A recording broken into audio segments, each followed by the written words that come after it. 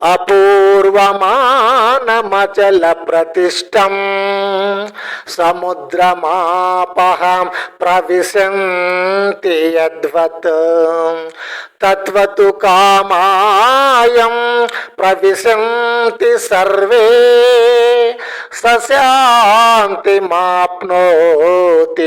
న కామకామే.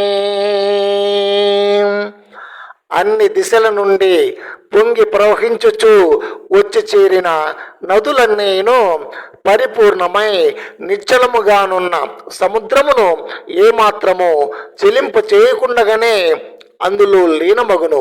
అట్లే సమస్త భోగములను స్థితప్రజ్ఞుని యందు ఎట్టి వికారములను కలిగింపకయే వానిలో లీనమగును.